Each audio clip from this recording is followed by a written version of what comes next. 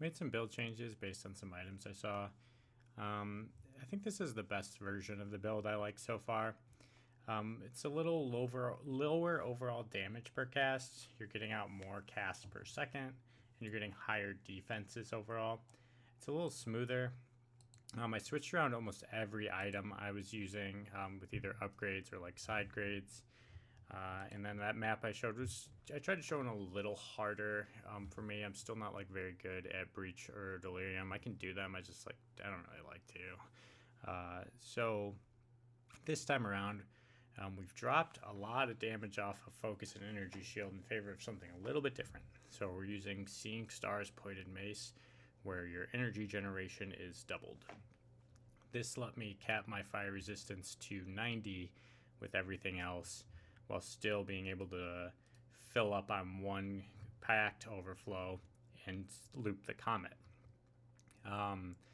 To make up for that lack of damage per cast we're getting, I'm now using 2 breach rings with 45% and 40% increased cold damage.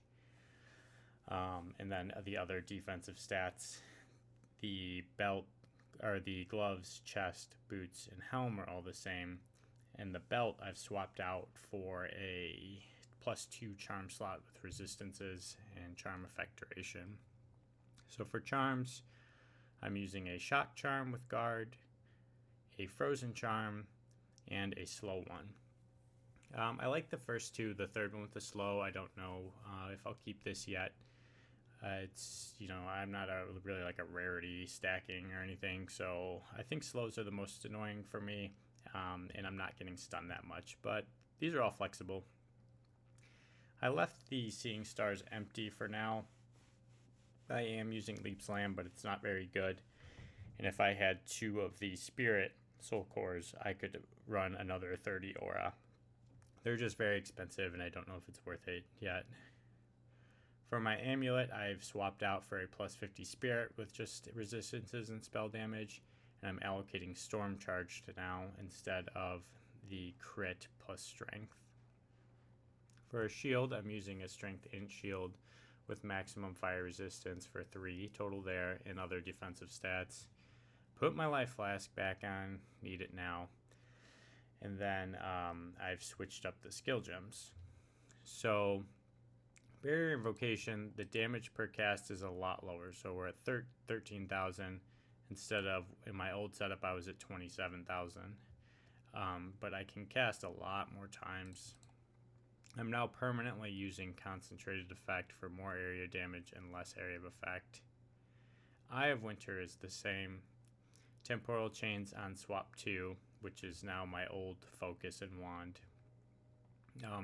is still more focused on area of effect and zone and duration. Leap Slam, I've put attack speed, Jagged Ground for more slowing effect, Ancestral Boosted for a little bit larger area, and then Knockback. I did have Concentrated Ground in here. It's not a huge benefit either way. I am not using this much because it's so much slower than Blink. It's just sometimes it's kind of fun to like slam in and like blink out for no reason. I would put this with Arctic Armor if I had the right soul cores. It'd definitely be more useful. Hypothermia is still on both setups, weapon set 1 and 2, but I have added Burning Inscription. So when this expires, this will create a little ignited zone. I'm not igniting enemies consistent enough, even with my Ascendancy passive, and the Stormfire wasn't working. So I took them, we'll go over that in a second. Grim Feast with nothing allocated because I don't have enough spirit. Ball Lightning is the same. I just put Inspiration and more crit chance. Those aren't doing that much. It's just something to add since I had the gems. The more projectile speed I felt was the most important. Lightning Warp now has more area of effect for that giant shocked ground zone, and then more skill effect duration, increased magnitude. I'm trying to get Stormfire to work where shocks from supported skills do not expire on ignited enemies. It wasn't working that well with my like ignition setup, even in the Ascendancy. The shocks were still expiring. the idea behind it was I would apply the shocked, and then hypothermia creates that ignited zone. The shock would stay on them. It doesn't seem to be working that way, but I figured it was worth a shot. For my ascendancies, I've dropped the spirit completely and have now taken grinning immolation. My damage is so low because I've taken all this defense that I need to get it up somehow. I finally leveled, and I've started taking critical hit chance. So we can see Barrier Invocation Comet is at about 37%, and then I've allocated Storm Charge for higher critical chance, and then elemental damage with critical when I crit. So my Infernal Flame's 1,000. That's enough where if I cast with Barrier Invocation, it'll go over, or sorry, 855, it'll go over, but not too high or too low, where if my mana was 1,200, every time I cast Comet, it wouldn't go through again. I think it's probably my favorite setup so far, just using a unique item that's like basically just one single line energy generation is doubled. Being able to put up to 90 fire resistance is nice. I've put in all maximum fire resistance rubies, so I have 1, 2, actually I just only have 3 of them now, and the others are still the same.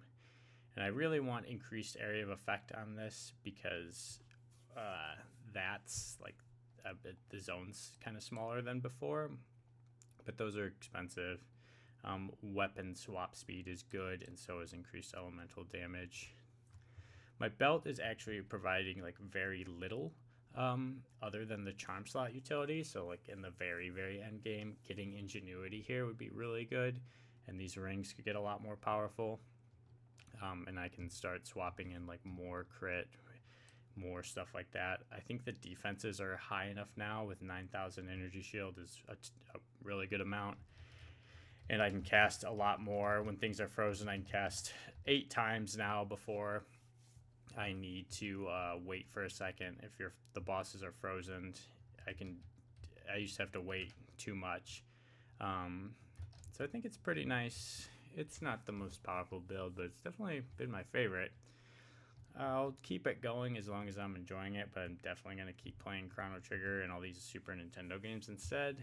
Maybe I'll make like a full build guide at some point if I'm feeling up to it. But that's it. Thanks.